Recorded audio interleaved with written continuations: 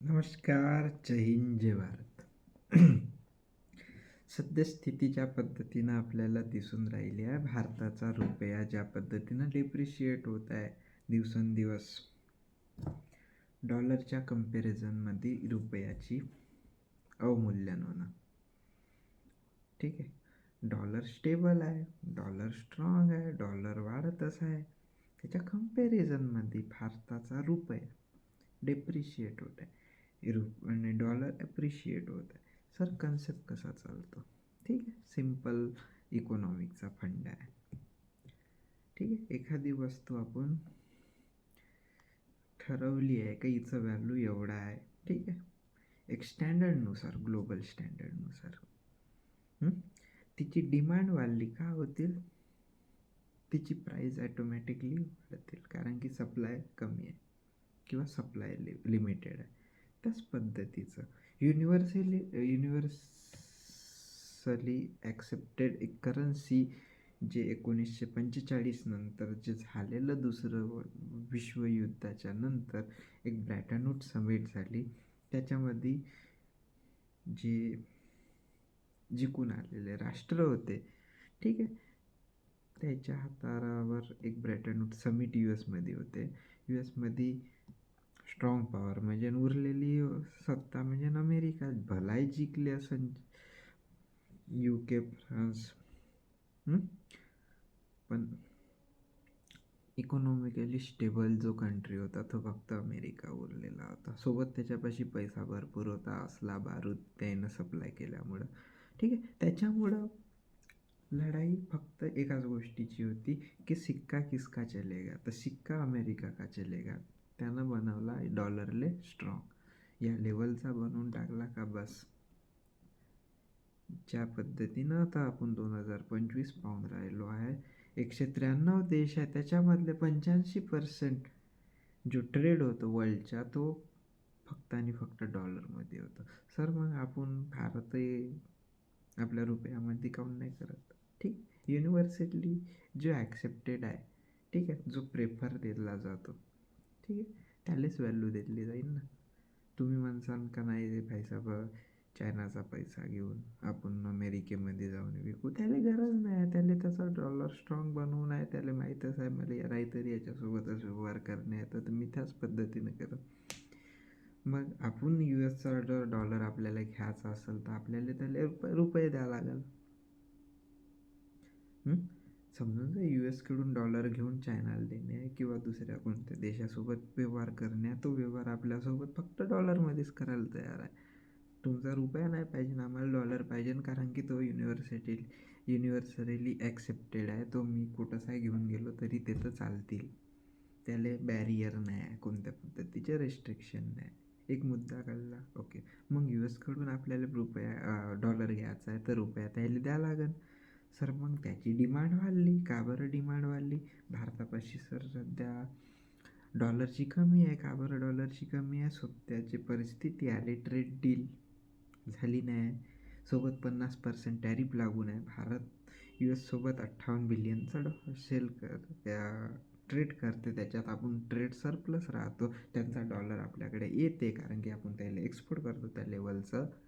तरी पण ज्या पद्धतीनं व्यवहारात थोडीशी क्लिष्टता निर्माण झाली होती, ठीक आहे, भारताची आणि USची, त्या पद्धतीचा प्रभाव आपल्याला आता थोडा थोडा जाणून लागला आहे.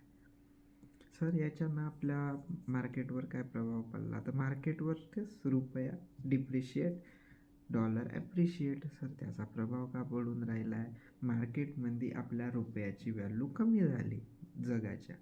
सर आपली व्हॅल्यू कमी झाली म्हणजे ना, आपण जर बाहेर जात आहो कुठंसा कोणत्या जर करन्सी कन्वर्ट करायची आहे डॉलरमध्ये तर आपल्याला जास्त रुपया पे करावं लागतात. सर याचा फायदा काय होते? समजून जर बाहेरून जर इन्व्हेस्टमेंट भारतात येत असेल तर त्याचा भारताच्या रुपयापेक्षा डॉलर जास्त येतील. ठीक आहे, ज्याचं कंपॅरिझन आपण त्या पद्धतीनं केलंच आहे. एक डॉलर इज इक्वल टू 95.57 रुपये. दुसरी गोष्ट, अवमूल्यन होण्याचं कारण, सर याला एक पर्टिक्युलर स्टेबल नाही करू शकत होते का? 1 रुपया इज इक्वल टू $1. जेव्हा भारत स्वतंत्र झाला तेव्हा तेच गोष्ट झाली ती. आपण क्लोजड इकॉनॉमी होतो. ठीक आहे, आपण 1990पर्यंत ॲज अ स्टेबल करतच आलो, ज्याची म्हणजे आपण म्हणतो US डॉलरले काही तेवढं वाढू नाही दिलं. पण आपल्या गरजा मर्यादित होत्या. आपण एक्सपोर्ट कमी करायचो, बोथ रेअर टू रेअर करायचो, इम्पोर्टसुद्धा कमी करायचो. त्याच्यामुळं जगाचा ना आपला संबंध ॲज एक काहीतरी फक्त हाय बा एक देश म्हणूनच होता. पण ज्या वेळेस 1991मध्ये LPG रिफॉर्म आला, ठीक आहे, खुले मुक्त संचार झाला, लिबरल झाला, प्रायव्हेटायझेशन आलं, लिबरलायझेशन आलं, ठीक आहे, ग्लोबलायझेशन आलं, त्याचा प्रभाव दुनियेवर भारताचा दिसू लागला. भारत एक्सपोर्ट करू लागला, इम्पोर्ट करू लागला, FDI foreign direct investment, FPI येऊ लागला भारतामध्ये, ज्याचा प्रभाव भारताची अर्थव्यवस्था बूम व्हायला लागली. सोबतच भारताला नीड पडायला लागली डॉलरची. डॉलर कोणाकडे आहे? US कडे आहे. जे डॉलर US कडून घेणे, दुसऱ्या देशाला ते करन्सी म्हणून त्याच्यासोबत ट्रेड करणे. सर असं करता करता का होत गेलं, ठीक आहे, कधी कधी आपल्याला कधी कधी बोट डिमांड पडते किंवा काही कारणास्तव आपल्याला त्याची जाणीव म्हणतो ना ॲज अ कोणत्या कोणत्या गोष्टीची आपल्याला अति डिमांड पडते का भाई साहेब याच्याशिवाय काम नाही होत. तर मग काय होते, तर अगला व्यक्तीचे भाव वाढून जाते. तर तेच भाव वाढ म्हणजे काय, तर appreciation of dollar and depreciation of रुपया. समजलं? अजून याच्यापेक्षा खालच्या स्तरावर जाऊन काय सांगू शकतो? सिम्पल पर्चेसिंग पॉवर पॅरिटीच्या उदाहरणावर जर घेतलं तर भारतामध्ये जो एका डॉलरमध्ये आपल्याला 90 रुपये समजून आहे, तर आपण 3 प्लेट नाश्ता करू शकतो समोशाचा. US मध्ये तो एका डॉलरमध्ये 1 प्लेटच करू शकते. ठीक आहे, तो त्यांचा प्रश्न आहे. आपला प्रश्न काय, आपण त्याच्यापाशी जर गेलं आपल्याला जेव्हा आपल्या रुपये घेऊन जाऊ तर 90 रुपयामध्ये आपल्याला 1 प्लेट नाश्ता भेटेल ना. जर तो $1 घेऊन आला त्याला 3 प्लेट नाश्ता भेटेल. म्हणजे आपण किती महाग आहो हे आपल्याला कशावरून दर्शवता येत आहे, त्या पैशाच्या अवमूल्यनावरून. जर समजून जर आपल्याकडला आणि त्याच्याकडला सेम असता, सर प्रोडक्शन होऊन राहिलं आपल्याकडं, सर आपण उत्पादन करून राहिलो, एक्सपोर्ट करून राहिलो, तर मग त्याच्यावर आपल्याला भेटून का राहिलं आहे. ठीक आहे, म्हणून इंटरनॅशनली इकॉनॉमी काय म्हणते, जर तुम्ही बहुत सारं प्रोडक्शन करून राहिले आहे, बहुत उत्पादन करून राहिले आहे, आणि तुमच्यापाशी बहुत रिसोर्सेस आहे, पण तुमच्या रिसोर्सेसले आणि तुमच्यापाशी असलेल्या प्रोडक्शनला जर ते व्हॅल्यू नसेल इंटरनॅशनली, तर तुमचं प्रोडक्शन नॉमिनल आहे. जसं US काय करते, ट्रेड करते, डॉलरमध्ये करते. आपण काय करतो, ट्रेड करतो डॉलरमध्ये करतो, त्याच्या रुपयामध्ये करतो. ठीक आहे, भारतामध्ये उत्पादन होणारा तांदूळ आपण US मध्ये एक्सपोर्ट करतो, कारण की भारताचा युनिक आहे, युनिक ब्रँड आयडेंटिटी आहे, जो आपला राईस ब्रँड म्हणून बासमती, त्याला एक्सपोर्ट करतो.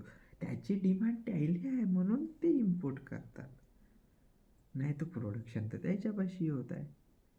ठीक आहे, त्या पर्टिक्युलर गोष्टीची डिमांड आहे, तर मग त्याला कोणत्याही पैशांना कितीही मूल्यवान का असे ना, त्याला घेण्याची आपली का होऊन जाते, मजबुरी होऊन जाते.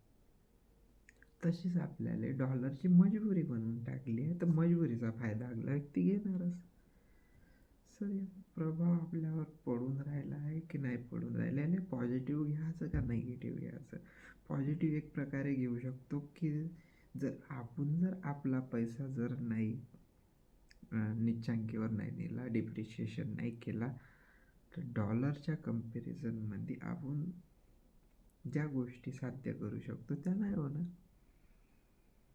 अवमूल्यन करावंच लागते, हे जनरल आहे का, तर जगामध्ये जर टिकून राहायचं असेल तर ते करावंच लागणार आहे. ठीक आहे, थोडंसं कन्सेप्च्युअल क्लॅरिटी थोडीशी टिपिकल होते, म्हणून जास्त काही डीपमध्ये घुसायचं काम नाही. याचा काही प्रभाव पडला नाही मॅक्झिमम प्रमाणात, आणि त्याचं तर आपल्याला काही नुकसान जाणवत नाही. आपण ज्या लेवलचे लोक आहोत आपल्याला माहीत आहे. ठीक, शिकणं, समजणं आणि ऐकणं आपलं काम आहे. ठीक आहे, अशाच नवीन नवीन मुद्द्यांसाठी आपल्या चॅनलला लाईक शेअर सबस्क्राईब करा. तुमचा तेजस गाडे. जय हिंद जय भारत.